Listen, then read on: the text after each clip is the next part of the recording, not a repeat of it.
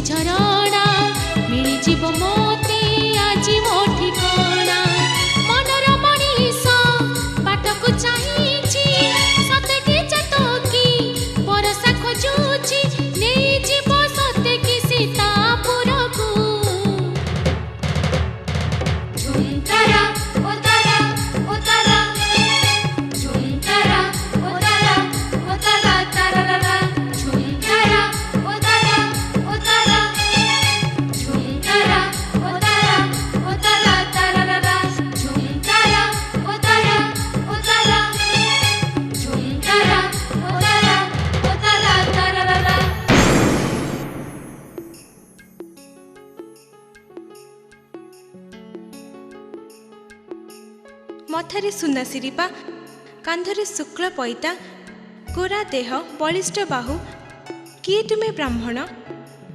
मु विद्यापति। एटा ती सबरो पल्ली हुए तो मु बाट भूलिछि। खाली बाट भूलिन तुमे थकी पड़िछ। ए मृगछल दौजी बस। घरे तुमर आउ किए अछंती? माँ तो नाही बापा तांको कामरे जाइछंती टिके परे आसीबे। ताहेले सबर दुहिता गो रुहे तुमे एकाकिनी अपरिचित तम एबे भार घृणा करी पारिबिनी। काहेकि ମୋର ଦୋଷ କ'ଣ? ଆମ ଘରକୁ ତମେ ଆସିଛ। ପଥହରା ପଥିକ ମୁଁ ଏ ଘର ବନାନି ମାୟା ଅନ୍ଧକୁଲ ଉଡ଼ି ସାହା ହେଲା ପରି ଦେଖାଇଲା ମତେ ରାହା। ଏ ନିବିଡ଼ ଅରଣ୍ୟରେ କିଏ ବା ବାଟ ନ ଭୁଲିବ?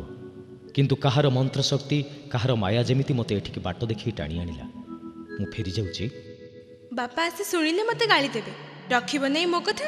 ମୋ କଥା ରଖ ଗୋ ତୁମେ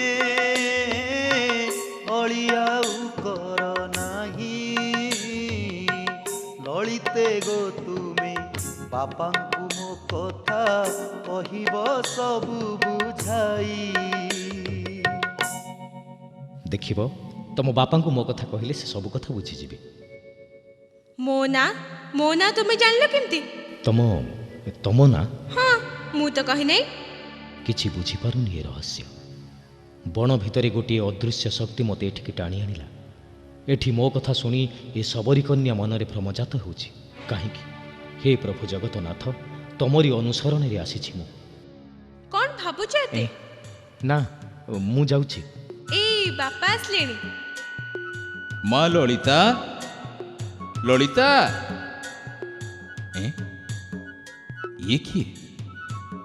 ଅଚିହ୍ନା ଅତିଥି, ପଣ୍ଡା ପୁଅ। ହଁ ତ, ପଇତା ପଡ଼ିଛି। କହୁଛନ୍ତି ବଣରେ ବାଟବଣା ହୋଇ ଏଠି ଆସି ପହଞ୍ଚନ୍ତି। ବାଟବଣା? ବଡ଼ରେ ବାଟବଣା ହେଇଥିଲେ ତ ବାଘ କି ସିଂହ ମୁହଁରେ ପଡ଼ିଥାନ୍ତେ। ଏଠି ଆସି ଆମ ଘରେ ପହଞ୍ଚିଛନ୍ତି ଯେତେବେଳେ ବାଟବଣା ହେଲେ କେମିତି? ଆଲୋ, ତାଙ୍କୁ ଠିଆ କରି ରଖିଛୁ କାହିଁକି? ଆସନ ତ ଦେଇଛି, ବସୁନାହାନ୍ତି। ଯିବାକୁ ବାହାରିଥିଲେ। କାହିଁକି? ତମେ ଘରେ ନଥିଲ ବୋଲି। ଆଲୋ, ମୁଁ ନଥିଲି ତ ତୁ ଥିଲୁ। ତାଙ୍କୁ ଡର ଲାଗିଲା କାହିଁକି? ତମେ ଜାଣିନ ପଣ୍ଡା ପୁଅ, ଲଳିତା ହାତରେ ଧନୁଶର ଥିଲେ କୋଉ ବାଘ ନା ସିଂହ? ମୁଁ ସେ କଥା କହୁନି। ସେ କଥା କହୁନ ତ ତମର ଆଉ କିଛି କହିବାର ନାହିଁ। ଡରିଲେ ମଣିଷ ଜୀବଜନ୍ତୁଙ୍କୁ ଡରିବ। ତମେ ତ ମଣିଷ, ଲଳିତା ତ ମଣିଷ। ଗୋଟେ ମଣିଷ ଆଉ ଗୋଟେ ମଣିଷକୁ ଡରିବ କାହିଁକି? ତମେ ବସ ପଣ୍ଡାଏ, ବସ। ତାଙ୍କ ନାଁ ବିଦ୍ୟାପତି। ହଉ, ହେଲା ହେଲା ହେଲା। ତୁ ନେ ମା, ଏ କନ୍ଦମୂଳ ସିଝେଇ ଦେ, ଆଉ ଭାତ ରାନ୍ଧ। ସେ ଖାଇ ପିଇ ଟିକେ ସୁସ୍ଥ ହୁଅନ୍ତୁ। ବୁଝିଲ ବିଦ୍ୟାପତି, ଏ ବିଶ୍ୱାବସୁ ଶବର ଘରେ ଅତିଥି ହେଲେ ତମର ଆଉ କିଛି ଚିନ୍ତା ନାହିଁ। ତମେ ଆଗ ଖାଇ ପିଇ ସୁସ୍ଥ ହୁଅ, ପରେ କଥାବାର୍ତ୍ତା। କ'ଣ ଭାବୁଛ? ଓ, ତମେ? ପଚାରୁଛୁ ପରା, କ'ଣ ଭାବୁଛ? ଯାହା ତୁଣ୍ଡରେ ଖୋଲି କହି ହୁଏନି। ଭଲ କଥା ତ। ତୁଣ୍ଡ ଖୋଲିବାକୁ ଏଠି ତୁମକୁ କିଏ ମନା କରିଛି? ସବୁଦିନେ ବଣ ଜଙ୍ଗଲରେ ମନ ଇଚ୍ଛା ଯାଇ ବୁଲୁଛ। ବଣରୁ ଫେରି ଏଇ ଅଶୋକ ଗଛ ମୂଳରେ ବସି ବସି ଭାବୁଛ। ତମ ବାପା କେମିତି ଦିନ ରାତି ଯାଇ ବଣ ଜଙ୍ଗଲରେ ବୁଲୁଛନ୍ତି? ସିଏ ତ ଶବର ଜାତିର, ବଣରେ ବୁଲିବା ତାଙ୍କ ଧର୍ମ। ମୁଁ ଏଠି ଶବର ଘରେ 3 ମାସ ହେଲା ରହି ରହି ମୋର ଶବର ଧର୍ମ ହେଇଗଲାଣି। ସତେ? ଲଳିତା, ଲଳିତା। ଏଇ ବାପା ଆସିଲେଣି। ବିଦ୍ୟାପତି, ଏଠି କ'ଣ କରୁଛ? ଇଏ କେମିତିକା ଅତିଥି କେଜାଣି? ସବୁଦିନେ କୁଆଡ଼େ କୁଆଡ଼େ ଯାଇ ବୁଲିବେ, ଫେରି ଆସି ସେଇ ଅଶୋକ ମୂଳରେ ବସି ଭାବିବେ। ବିଦ୍ୟାପତି, ଏ ବସ ବସ ବସ। ମୁଁ ଏ ପଥର ଉପରେ ବସୁଛି। ତମେ କିଏ? କୋଉଠି ତୁମ ଦେଶ? କାହିଁକି ତମେ ଆସିଛ? ଏ କଥା ତମେ ମତେ କେବେ କହିନ କି ମୁଁ ଜାଣିବାକୁ ବି ଚାହେଁ।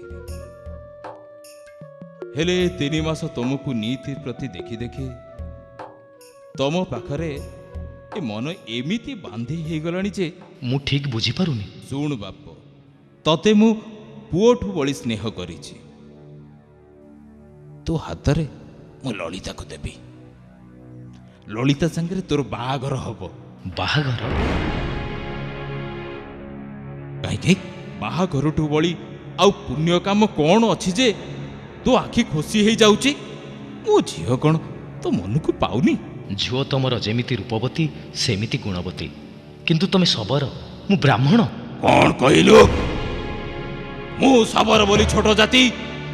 आउ तू बड़ जाति तू जानू मु कहा पुओ ଶିଆଳି ଲତାରେ ଶୋଇଥିଲା ବେଳେ ଶ୍ରୀକୃଷ୍ଣ ପାଦକୁ ସର ପିନ୍ଧିଥିଲା ଯେଉଁ ଶବର ମୁହିଁରେ ଅଟଇ ତାରକୁ ମର ପ୍ରଭୁ ଛାଡ଼ିଲେ ଦେହ ଶୂନ୍ୟବାଣୀ ହେଲା ପ୍ରଭୁଙ୍କ ଶରୀର ସମୁଦ୍ରେ ଭସାଇ ଦିଅ।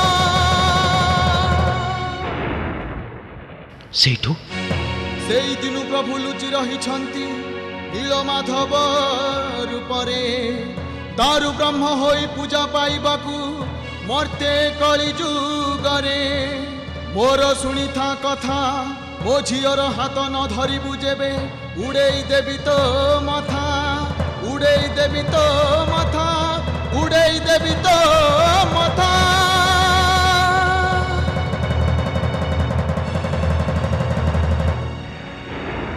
ଜାଣିଲୁ ତ ମୁଁ କିଏ ଲଳିତା ତୁ ହସୁଛୁ ତମ କଥାରେ ହସୁନି। ଯେଉଁ ଅଦୃଶ୍ୟ ଶକ୍ତି ମୋତେ ଏଠିକି ଟାଣି ଆଣିଥିଲା ସେଇ କଥା ଭାବି ମୁଁ ହସୁଛି। ମୁଁ ରାଜି, ଲଳିତାକୁ ମୁଁ ବିବାହ କରିବି। ମୁଁ ଜାଣେ ତୁ ରାଜି ହବୁ, ରାଜି ନ ହେଇ ତୁ ଯିବୁ କୁଆଡ଼େ? ଆଲୋ ଆଲୋ ଲଳିତା ତୁ କ'ଣ କବାଟ କୋଣରେ ଯାଇ ଲୁଚିଲୁଣି? ମୁଁ ଯାଏ ଜାତି ଭାଇଙ୍କୁ ଜଣେଇ ଦିଏ ଏମିତି ଧୁମଧାମରେ ବାହାଘର ହବ ଯେ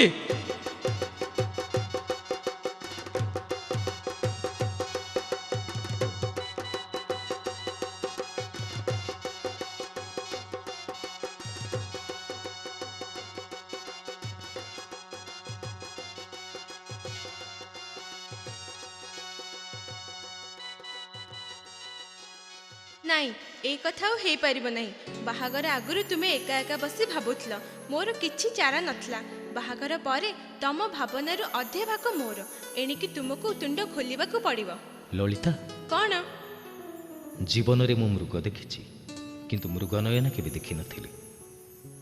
ଏ ଆଖି ଏ ମୁହଁ ଦେଖୁ ଦେଖୁ ତ ମୋର ବେଳ ଯାଉଛି। ତୁଣ୍ଡ ଖୋଲିବି କେତେବେଳେ? ନାଇଁ ନାଇଁ, ଏମିତି ଭୁଲାଇ ଦେଲେ ଚଳିବ ନାହିଁ।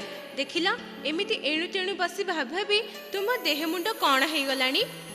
ଶୁଣ ଲଳିତା, ମୁଁ ସ୍ୱାମୀ, ତମେ ମୋର ସ୍ତ୍ରୀ। ମୁଁ ତ ସେଇ କଥା କହୁଛି। पत्नी मुहि तुमे पति देवता जड़े तरु रे लता तरु जेबे सुखी क्षीण होइबो लता की गो आउ बंची रहिबो मागुची हाथ पताई जेते जहाँ अछि मन कथा तुम दियो गो सबु फिटाई। ସବୁ ଦିଗରୁ ମୋ ଜୀବନକୁ ତମେ ପୂର୍ଣ୍ଣ କରି ରଖିଛ ଲଳିତା। ତମଠୁ ମୋର ଅଧିକା ପାଇବାର ଆଉ କିଛି ନାହିଁ। କେବଳ ଗୋଟିଏ କଥା ତମଠୁ ମୁଁ ଜାଣିବାକୁ ଚାହେଁ। କ'ଣ? କି କଥା? ଚଞ୍ଚଳ କୁହ, ଚଞ୍ଚଳ। କାହିଁକି? କ'ଣ ଜାଣିବାକୁ ତୁମ ଦେହକୁ ତୁମେ ଏମିତି କ୍ଷୀଣ କରୁଛ? ପ୍ରତିଦିନ ରାତି ପହରକୁ ତମ ବାପା ଘରୁ କୁଆଡ଼େ ଯାଇ ତା ପରଦିନ ଉପରବେଳାକୁ ଫେରନ୍ତି। ଫେରିଲା ବେଳକୁ ତାଙ୍କ ଦେହରୁ କର୍ପୂର କସ୍ତୁରୀର ବାସ ବାହାରୁଥାଏ। କୁଆଡ଼େ ଯାଆନ୍ତି ସେ? ଏଇ କଥା ପାଇଁ ତୁମର ଏତେ ଚିନ୍ତା, ଏତେ ଭାବନା? ପାରି ହେବ ନାହିଁ ତୁମକୁ। धन्य एका तुमे पुरुष जाति जन आलुअरे बारुच ताति दियो पूजिबाकु नील कंदर नीति प्रति पिता जानती मोर करिछति तहि ठाब जगतर नाथ सेई तो नील माधव। ଜଗତର ନାଥ, ଜଗନ୍ନାଥ ନୀଳମାଧବ। କ'ଣ ହେଲା? ନୀଳମାଧବଙ୍କ ନାଁ ଶୁଣି ତୁମେ ଏମିତି ଚମକି ଉଠୁଛ କାହିଁକି? ତାଙ୍କୁ ଦେଖିବ ତୁମେ? ଏ ଭାଗ୍ୟ ମୋର କ'ଣ ହବ ଲଳିତା? ତୁମେ ରୁହ, ବାପାଙ୍କୁ ମୁଁ ପଚାରି ଆସୁଛି। କ'ଣ କରିବି ମୁଁ? ଏ ଘଟଣାରେ ମୋ ଦେହରେ କମ୍ପନ ଜାତ ହେଉଛି। ନା, ମୁଁ ଆଉ କିଛି ଭାବିପାରୁନି ପ୍ରଭୁ। କେବଳ ତମରି ପାଦ ତଳେ ନିଜକୁ ଅର୍ପଣ କରିଦେଉଛି। ବାପା, କ'ଣ ଲୋ ମା, ଜୋଇଁ କ'ଣ କରୁଛି? ସେ ନୀଳମାଧବଙ୍କୁ ଦେଖିବା ପାଇଁ ଭାରି ଅଥୟ ହେଉଛନ୍ତି। ନୀଳମାଧବ? ତୁ କ'ଣ ତାଙ୍କୁ ନୀଳମାଧବଙ୍କ କଥା କହିଛୁ? ହଁ ହଁ ତ। ବଡ଼ ମନ୍ଦ କଥାଟେ ହେଲା ମା। ଦୈବୀ ବାଣୀ କ'ଣ ସତ ଫଳିଲା? ଇଏ କ'ଣ ତେବେ ରାଜା ଇନ୍ଦ୍ରଦ୍ୟୁମ୍ନର ଦୂତ? ଇନ୍ଦ୍ରଦ୍ୟୁମ୍ନ କ'ଣ ଆସି ମୁଁ ନୀଳମାଧବଙ୍କୁ ଏଠୁ ନେଇଯିବ? ମୁଁ ତ ଏତେ କଥା ଜାଣି ନାହିଁ ବାପା। ଛିମା, ତୁ କାହିଁକି ମନ ଦୁଃଖ କରୁଛୁ? ତା ଭଳି ଜୋଇଁ କଥା ପୁଣି ମୁଁ ରଖିବିନି? ତେବେ କ'ଣ ତେବେ? ଶୁଣିଥା ମା ମୋ ମନ କଥା, ଜାମାତା ସେ ମୋର ତୁହି ଦୁହିତା, ବନର ସବର ନାହିଁ ମୋ ଧନ, ତମେ ଦୁହେଁ ମୋର ରଙ୍କ ରତନ, ଏତିକି ରଖୁଛି କହି ଜୋଇଁକୁ ମୋହର ଦିଅ ଦେଖାଇବି, ବାଟ ଦେଖାଇବି ନାହିଁ। ଆଜି ରାତି ପହରକୁ ଆଖିରେ ତାର ଅନ୍ଧ ପଟୁଳି ବାନ୍ଧି ମୁଁ ତାକୁ ନେଇଯିବି। ତୁ ଖୁସି ମନରେ ଯାଇ ଏକଥା ତାକୁ କହ।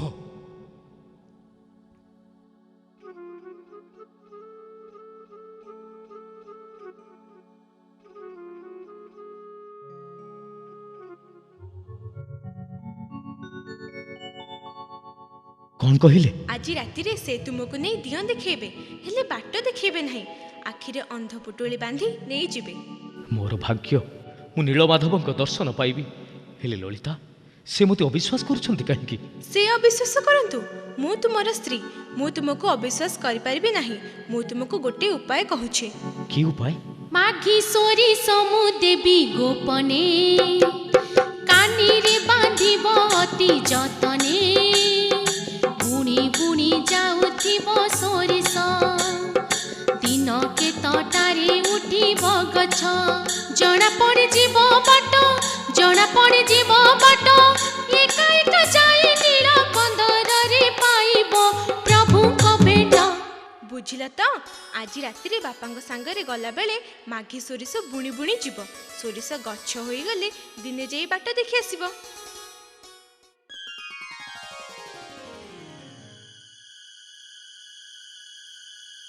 ଆମେ ଆଉ କେତେ ବାଟ ଯିବା?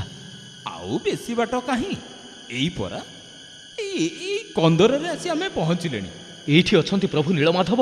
ହଁ ହଁ, ଏଇଠି ରହ। ମୁଁ ତ ଅନ୍ଧ ପଟୁଳିଟା ଫିଟେଇ ଦିଏ। ହଁ,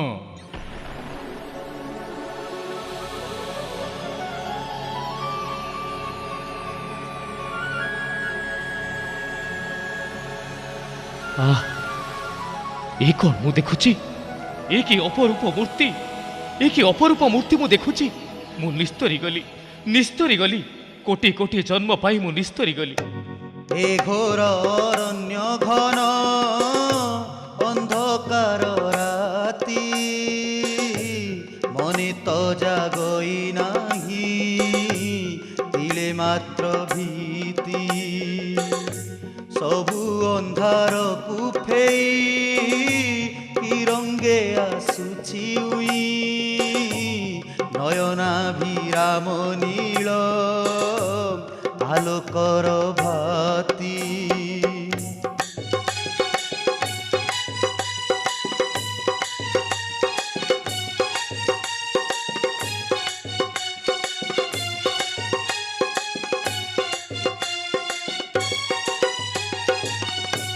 ନୀଳ ଏ ନୀଳ କନ୍ଦର, ସବୁ ତ ନୀଳ ସୁନ୍ଦର, ପାଟ ତଳେ ଉଭା ନୀଳ ମାଧବ ମୂରତି।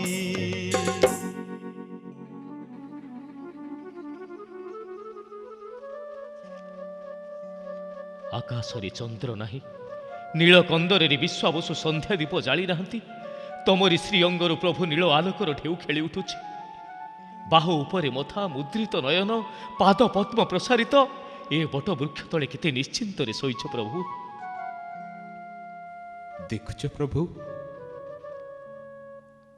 ତମ ଦର୍ଶନରେ ମୋ ଜୋଇଁ ବିଦ୍ୟାପତିର ଆଖିରୁ କେମିତି ଧାର ଧାର ଲୁହ ଗଡ଼ି ଆସୁଛି। ତୁ ଟିକେ କନ୍ଦର ବାହାରକୁ ଯା ବାପା, ମୁଁ ପ୍ରଭୁଙ୍କ ସେବା ମଣେଇ ବଢ଼େଇ ଦିଏ।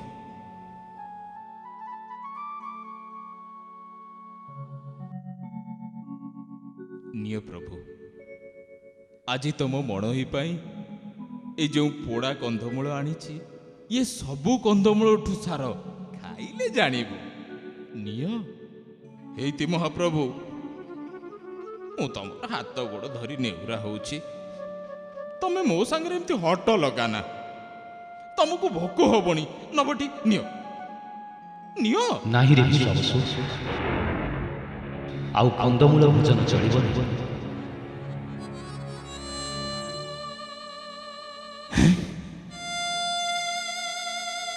ଶୂନ୍ୟବାଣୀ ହେଲା। ତମେ ଶୂନ୍ୟରେ ଥାଇ ଏ କଥା କହୁଛ ପ୍ରଭୁ, କାହିଁକି?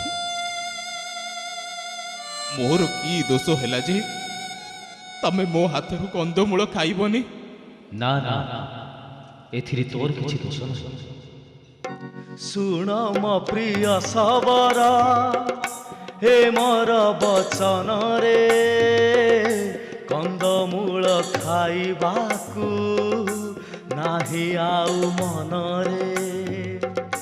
ତୁମର ଆଦ୍ୟ ସେବକ, ତୁମର ପ୍ରିୟ ପୂଜକ, ଅମୃତ ମଣୋହି ପାଏ ବଳିଲାଣି ମନରେ।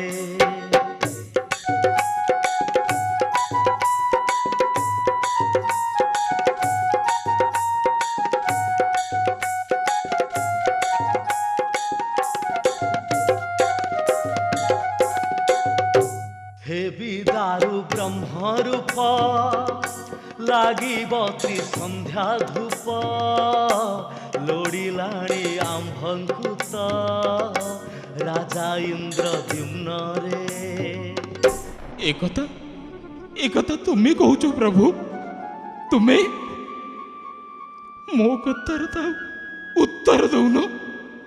ମୋ କଥା ତମେ ଆଉ ଶୁଣିବନି? हे नील कंदर बासी, हे नील माधव, जेदिन ए रूप कुमु कलिए ठाब, सेही दिनु जानिथिली तुही मो निजर। मो आहार कंदमूल हेला तो आहार।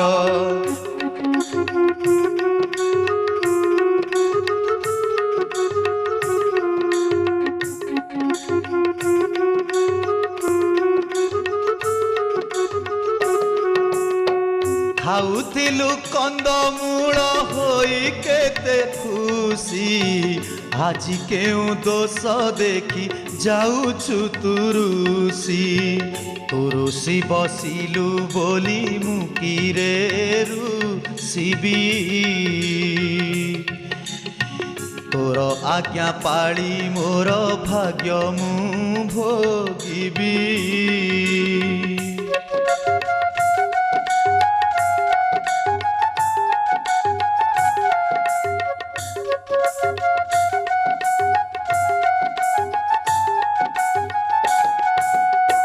ରାଜଭୋଗେ ଚଳିବାକୁ ବଳୁଛି ତୋ ମନ, ଜାଣୁ ତୁହି ମୁଁ ସେତିକି ନୁହଁଇ ଭାଜନ। କନ୍ଦର ଛାଡ଼ି ମନ୍ଦିରେ ଯେବେ ତୁ ରହିବୁ, ଏତିକି ମାଗୁଛି ବାବୁ ମତେ ନ ଠକିବୁ।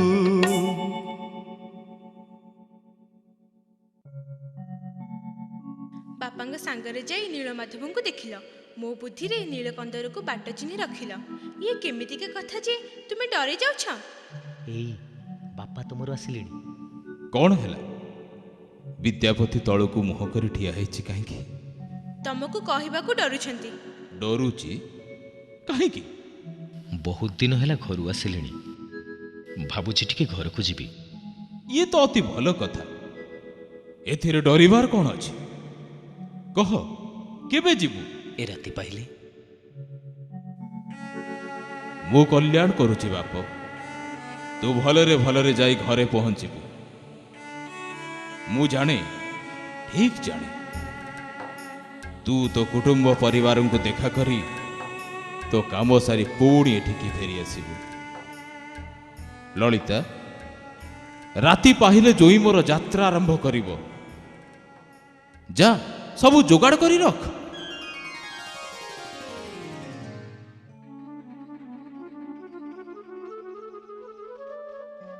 ରାତି ପାହି ପାହି ଆସିଲାଣି।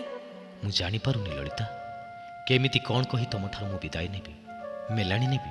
କି କଥା ଯେ ତୁମେ କୁହ, ଘର ପୁଅ ଘରକୁ ଫେରୁଛ, ଏଠି ତମର ପର କିଏ ଅଛି ଯେ ତୁମକୁ ମେଲାଣି ଦେବ?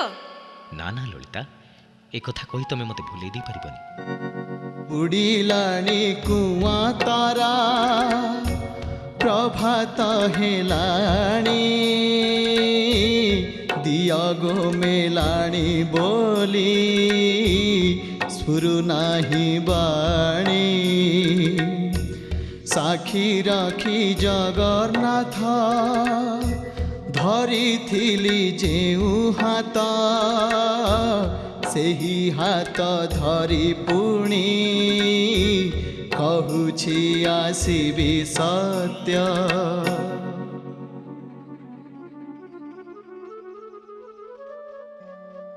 ତମର ଏଇ ଅବସ୍ଥାରେ ତମକୁ ଛାଡ଼ି ମୁଁ ଯାଉଛି। ମୋର ଏଇ ଗୋଟିଏ କଥା ତମେ ରଖିବ, ମନରୁ ତମର ଦମ୍ଭ, ସାହସ ଆଉ ବଳ କେବେ ବି ହରେଇବନି। ଲଳିତା, ଏ କ'ଣ ଲଳିତା, ତମେ କାନ୍ଦୁଛ? ହଁ ମୁଁ କାନ୍ଦୁଛି। ଆଖିରୁ ଲୋତକ ନ ଝରିଲେ ତୁମକୁ ମେଲାଣି ଦେବି କେମିତି?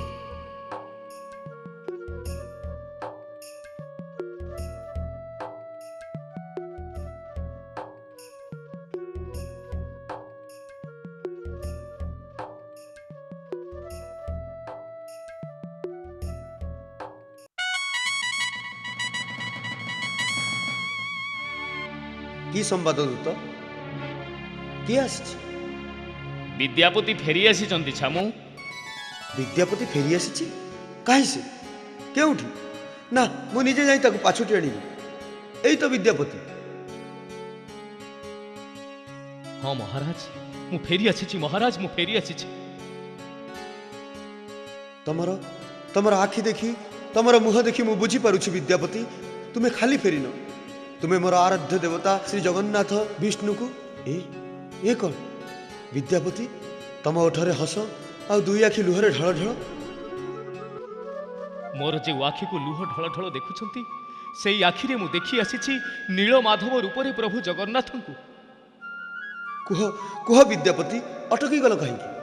ମହାରାଜାଙ୍କୁ ଏ ଶୁଭ ସମ୍ବାଦ ଆଣି ମୁଁ ଦେଇପାରିଛି, ସେଇ ଆନନ୍ଦରେ ମୋ କଣ୍ଠ ରୁଦ୍ଧ ହେଇଯାଉଛି। ତୁମେ ସୁବେଦୀ ବ୍ରାହ୍ମଣ ବିଦ୍ୟାପତି, ନୀଳମାଧବକୁ ଦେଖି ତୁମେ ଧନ୍ୟ ହୋଇଛ, ଏ ମାଳବ ରାଜ୍ୟକୁ ଧନ୍ୟ କରିଛ। କୁହ ବିଦ୍ୟାପତି, ସେ କେଉଁ ଦେଶ, କେଉଁ ଭୂମି, କେବେ, କେମିତି, କେଉଁଠି ତୁମେ ଦେଖିଲ ମୋର ପ୍ରାଣ ଦେବତାଙ୍କୁ? ପୂର୍ବ ସାଗର ତଟଭୂମି ଉତ୍କଳ ଖଣ୍ଡ, ସେଇଠି ନୀଳ କନ୍ଦରରେ ବଟ ବୃକ୍ଷ ତଳେ ବିଜେ କରିଛନ୍ତି ପ୍ରଭୁ ନୀଳମାଧବ। ସେ ଶ୍ରୀମୁଖର ତୁଳନା ନାହିଁ, ସେ ପାଦ ପଦ୍ମର ପଟାନ୍ତର ନାହିଁ, ସେ କମଳ ନୟନର। ଥାଉ ବିଦ୍ୟାପତି, ଏତିକି ମାତ୍ର କହି ତମେ ମୋତେ ଅମୃତ ସାଗରରେ ଭସାଇ ଦେଲଣି। ପ୍ରଭୁଙ୍କର ଏତିକି ଗୁଣ କୀର୍ତ୍ତନ ଶୁଣି ମୁଁ ନିଜକୁ ଆଉ ଆୟତ୍ତରେ ରଖିପାରୁନାହିଁ। ଏଇ ଦେଖ, ମୋର ସମସ୍ତ ଦେହରେ ପୁଲକ ଜାତ ହେଲାଣି। ଶୁଣି ପ୍ରଭୁ ନାମ ସଙ୍ଗେ ଧାମ, ପୁଲକ ଜାତ ମୋ ଦେହେ ଯେ, ଅନ୍ତରେ ବାହାରେ ମାନସ ପଟରେ ବିଷ୍ଣୁ ରୂପ ଖେଳି ଯାଏ ଯେ, ଦେଖେ ସବୁଠି ବିଷ୍ଣୁ, ଗଗନରେ ବିଷ୍ଣୁ, ପବନରେ ବିଷ୍ଣୁ, ଶୂନ୍ୟ ମଣ୍ଡଳରେ ବିଷ୍ଣୁ ଯେ।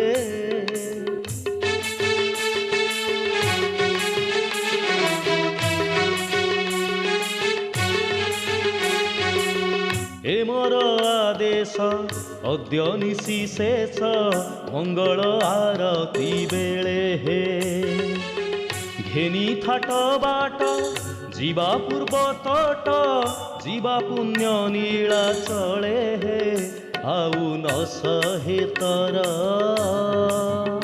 ଲାଗିଲାଣି ନୀଳ ମାଧବଙ୍କ ଡର, ଡାକେ ନୀଳ କନ୍ଦର।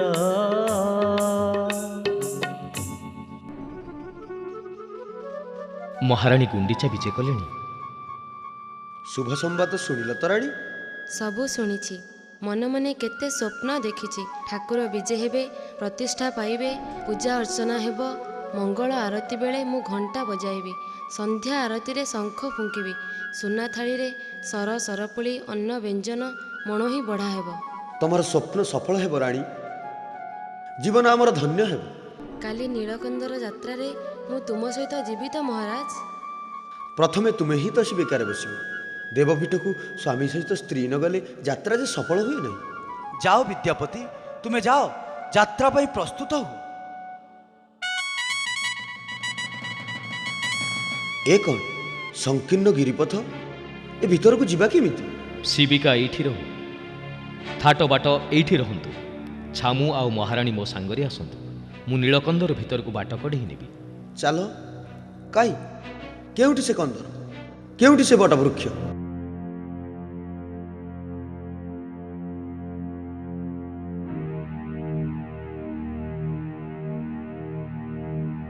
ଏଇ ସେ ନୀଳକନ୍ଦର, ଆଉ ଏଇ ସେ ବଟବୃକ୍ଷ।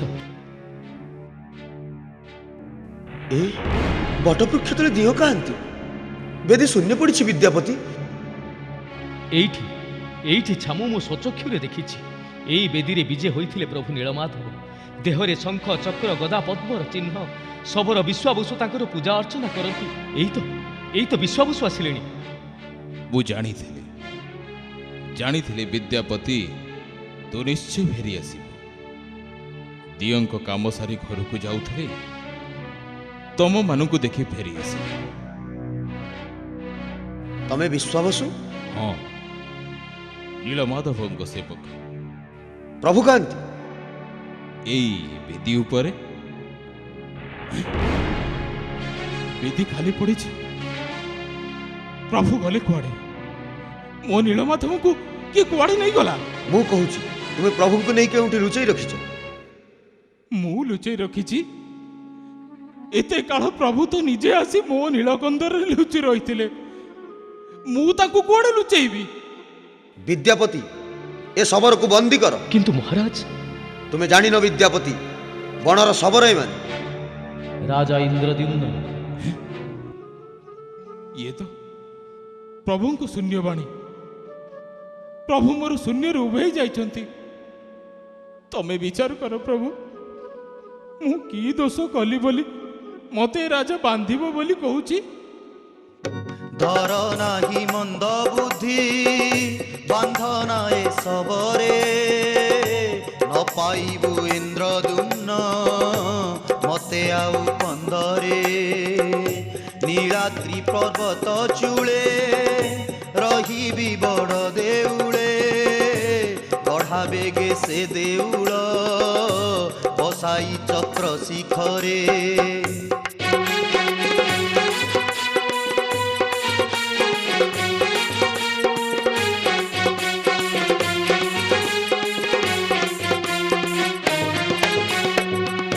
ଦେଉଳ ହେଲେ ସମ୍ପୂର୍ଣ୍ଣ ଲୋଡ଼ିବୁ ମୋତେ ରାଜନ, ରହିଥିବି ସେତେ କାଳ ଦାରୁ ବ୍ରହ୍ମ ରୂପରେ।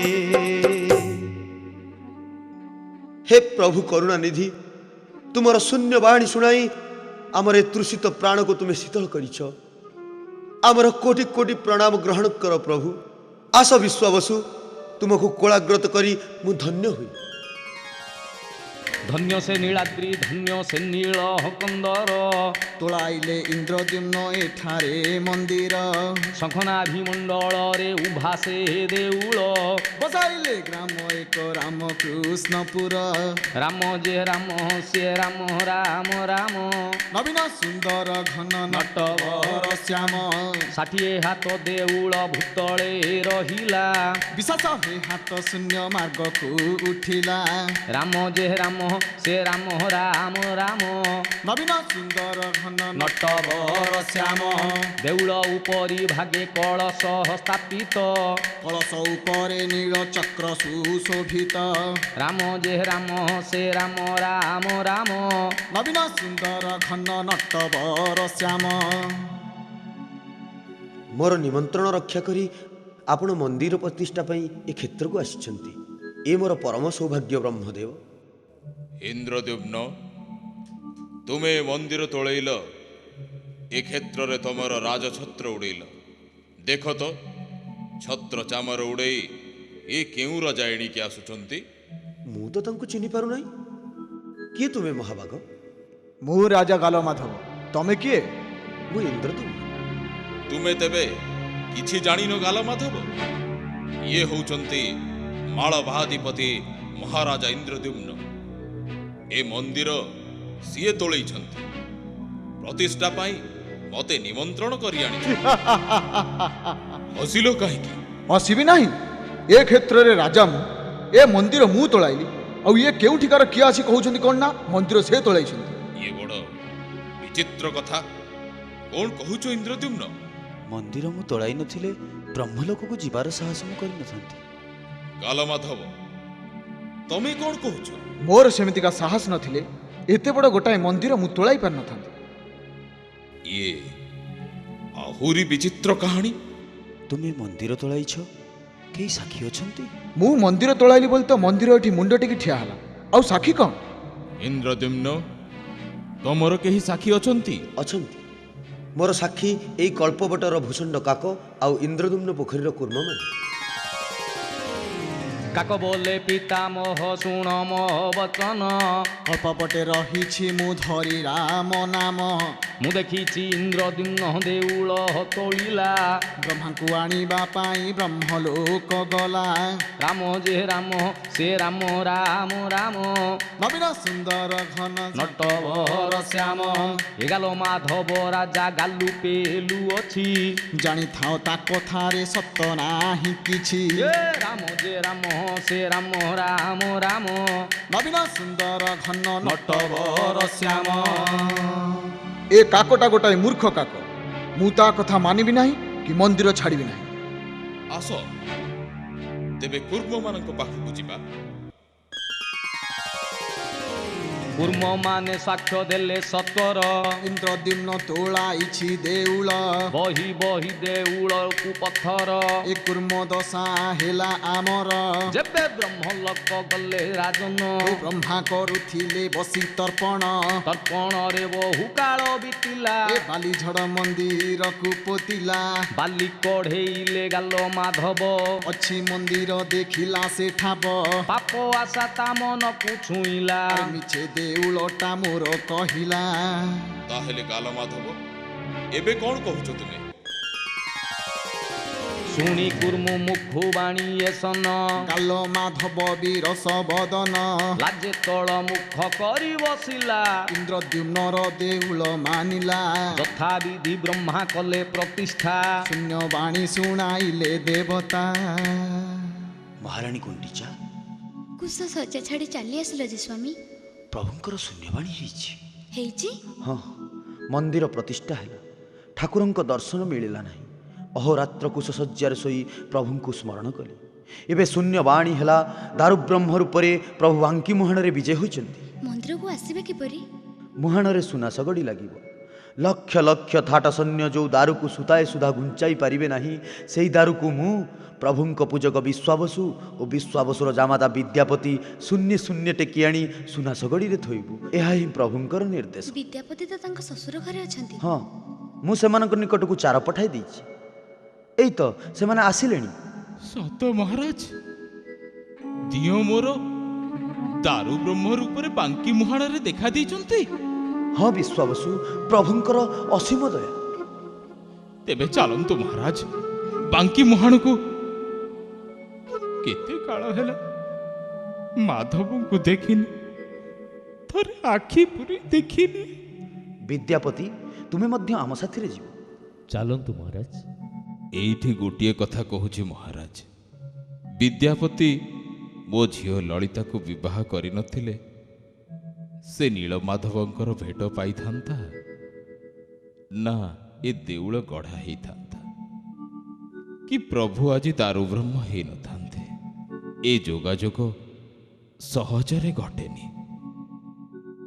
জয় শ্রী বিষ্ণু জগন্নাথ রূপী দারু ব্রহ্মঙ্কর জয়। জয় শ্রী বিষ্ণু জগন্নাথ রূপী দারু ব্রহ্মঙ্কর জয়। জয় শ্রী বিষ্ণু জগন্নাথ রূপী দারু ব্রহ্মঙ্কর জয়। দারু ব্রহ্ম হে তুম অনন্ত লীলা, দারু ব্রহ্ম হে দেখি ন দেখুছু বুঝি ন বুঝুছু দেখি ন দেখুছু বুঝি ন বুঝুছু কিয়ে জানে কেবে পুরিব খেলা দারু ব্রহ্ম হে তুম অনন্ত লীলা দারু ব্রহ্ম হে।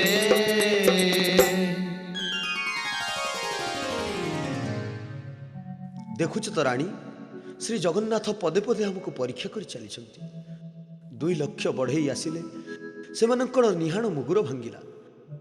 ମୂର୍ତ୍ତି ଗଢ଼ିବା ତ ଦୂରର କଥା, ଦାରୁରେ ଗାରଟିଏ ସୁଦ୍ଧା ଟାଣିପାରିଲେ ନାହିଁ। ମାତ୍ର ମୋ ମନ କହୁଛି ମୂର୍ତ୍ତି ନିର୍ମାଣ ବେଳ ନିକଟ ହୋଇ ଆସିଲାଣି।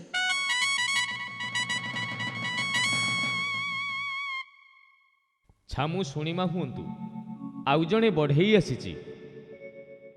କିଏ କିଏ ଆସିଛି? ମୁଁ ଆସିଛି। ଏ ବଢ଼େଇ ଗୁଡ଼ାଙ୍କୁ କାହିଁକି ଧରି ରଖିଛ ରାଜା?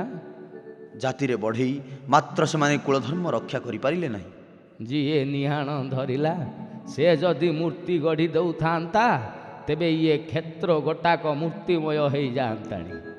ମୂର୍ତ୍ତି ତେବେ ଗଢ଼ିବ କିଏ? ମୁଁ ଗଢ଼ିବି। ତୁମର ଏ ବୟସ, ହାତଗୋଡ଼ ଥରୁଛି। ହେଲେ ମନଟା ମୋର ଯାଇ ଲାଖି ରହିଲାଣି ଦାରୁ ବ୍ରହ୍ମରେ। ଶୁଣ ରାଜା, ମୁଁ ଏଇ ଦେଉଳ ଗମ୍ଭୀରା ଭିତରେ ରହିଲି। ଏଇଠି ରହି 21 ଦିନରେ ମୂର୍ତ୍ତି ଗଢ଼ିବି। ତମେ କବାଟ ବନ୍ଦ କରି ବାହାର କିଳିଣି ଦେଇ ମୁଦ ବସାଅ। ତମର ଭୋଜନ? ମୋ ଭଜନ କଥା ଥାଉ ହେ ରାଜା, ଯେଉଁ ମୂର୍ତ୍ତି ଏଠି ଗଢ଼ିବି ଏଣିକି ତାଙ୍କ ଭଜନ ଚିନ୍ତା ତମକୁ ଦିନ ରାତି ଲାଗି ରହିଥିବ। ହଁ, ଏ 21 ଦିନ ମୋତେ ଡାକିବ ନାହିଁ କି କବାଟ ଫିଟେଇବ ନାହିଁ। କବାଟରେ ମୁଦ ଦେଇଯାଅ, ମୁଁ କାମ ଆରମ୍ଭ କରେ।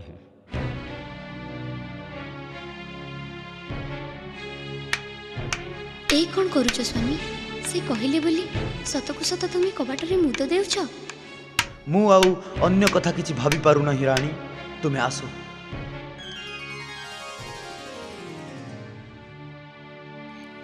ଚଉଦ ଦିନ ହେଇଗଲା, ଆଉ 7 ଦିନରେ ଦ୍ୱାର ଖୋଲା ହେବ। ଆଉ ଥରେ ଏଇ କବାଟ ପାଖରେ କାନ ଦେଇ ଶୁଣିଲ?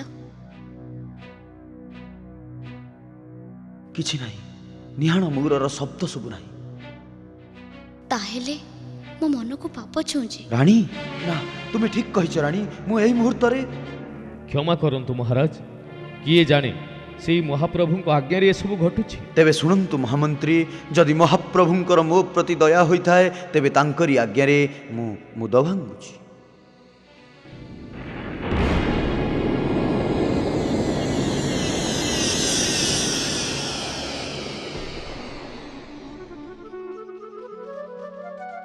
ଏ କି ଅପରୂପ ଦୃଶ୍ୟ! କେଉଁଠି ଆଲୋକ ନାହିଁ, କିନ୍ତୁ ମନ୍ଦିର ଆଲୋକମୟ। ଜଗନ୍ନାଥ ଚତୁର୍ଦ୍ଧା ମୂରତି, ଊର୍ଦ୍ଧ୍ୱ ବାହୁ, ଚକା ନୟନ। ଏ ଦେଖୁଛ ଦେଖୁଛ ସ୍ୱାମୀ, ପ୍ରଭୁଙ୍କ ହସ୍ତପାଦ ଅସମ୍ପୂର୍ଣ୍ଣ। ମନ୍ଦିର ଭିତରେ ବଢ଼େଇର ଚିହ୍ନ ବର୍ଣ୍ଣ ନାହିଁ। ଏ କ'ଣ ପ୍ରଭୁ ତୁମରି ମାୟା, ତୁମରି ଛଳନା? 14 ଦିନରେ ଦ୍ୱାର ଖୋଲି ଆମେ କ'ଣ ତୁମ ନିକଟରେ ଦ୍ରୋହୀ ହୋଇଛୁ? କୁହ ପ୍ରଭୁ, କୁହ, ତା ନହେଲେ ଆମର ପ୍ରାଣ ବଳି ଦେଇ ଆମେ ଏ ଅପରାଧର ପ୍ରାୟଶ୍ଚିତ କରିବୁ। କୁହ ଜଗନ୍ନାଥ, ତୁମର ଏହି ମୂର୍ତ୍ତି ଏ ମନ୍ଦିରରେ ପୂଜା ପାଇବ ତ? ଏଥିରେ ତୁମେ କ'ଣ ସନ୍ତୁଷ୍ଟ? ଭକ୍ତ ଇନ୍ଦ୍ରଦୂତ, କଳିଯୁଗରେ ମୋର ଏହି ବହୁତ ରୂପରେ କୋଉଠି ପୂଜା ପାଇବି, ଏଥିରେ ମୁଁ ତୃପ୍ତ। ତୁମେ ଯେବେ ତୃପ୍ତ ଆମେ ନିସ୍ତରିଲୁ ସାଇ, କୋଟି ପ୍ରଣିପାତ ଆମ ଘେନ ହେ ଗୋସାଇ। ଶୁଣ ରାଜା, ମୋର ଅସମ୍ପୂର୍ଣ୍ଣ ହସ୍ତପାଦ ଦୟଣାରେ ପୂରଣ ହେବ। ସେ ବଢ଼େଇମାନଙ୍କ ବଂଶଧରମାନେ ମୋର ରଥ ତିଆରି କରିବେ। ଶବର ବିଶ୍ୱାବସୁର ବଂଶଧର ହେବେ ଦଇତା ସେବକ। ବ୍ରାହ୍ମଣ ବିଦ୍ୟାପତି ବଂଶର ଲୋକେ ହେବେ ଶୁଦ୍ଧ ସୁଆର। ଏବେ ତୁ ନିଜେ କ'ଣ ଚାହୁଁ, ବର ମାଗ। ଏ ମନ୍ଦିରରେ ଆପଣଙ୍କର ସେବା ପୂଜା, ଶୟନ ଭୋଜନ ଆଦି ଅଷ୍ଟପ୍ରହର ନୀତି ଯେମିତି ଅନନ୍ତ କାଳ ଯାଏ ଲାଗି ରହିଥିବ, ମୋତେ ଏଇ ବର ଦିଅ ପ୍ରଭୁ। ଏସବୁ ତ ମୋ ହିତ ପାଇଁ କହିଲୁ, ଏବେ ତୋର ହିତ ପାଇଁ ବର ମାଗ। ମୋ ହିତ ଚିନ୍ତା ତୁମକୁ ଲାଗିଲାଣି ପ୍ରଭୁ? ମୋତେ ବର ପ୍ରଦାନ କରିବ? ମୋତେ ଏହି ବର ଦିଅ, ଏ ବଡ଼ ଦେଉଳକୁ ନିଜର ବୋଲି କହି ଗର୍ବ କରିବାକୁ ମୋ ବଂଶରେ କେହି ରହିବେ ନାହିଁ। ଏଇଠି ତୋର ସବୁ ପରୀକ୍ଷା ଶେଷ ହେଲା। ତୋର ଏହି ନିସ୍ୱାର୍ଥପର ଗୁଣ ଅନନ୍ତ କାଳ ପାଇଁ ଜଗତବାସୀଙ୍କର ଆଦର୍ଶ ହୋଇ ରହିବ। ଏଇଥିପାଇଁ ଏ ବର ମୁଁ ଦେବି। ଆମ ସମ୍ମୁଖରେ ତୁମର ଏ ଅପରୂପ ମୂର୍ତ୍ତି, ଆମେ ତୃପ୍ତ ହେଲୁ ପ୍ରଭୁ, ଆମେ ତୃପ୍ତ ହେଲୁ।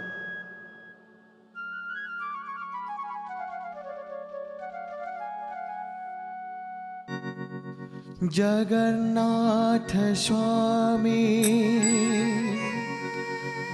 नयन पथगामी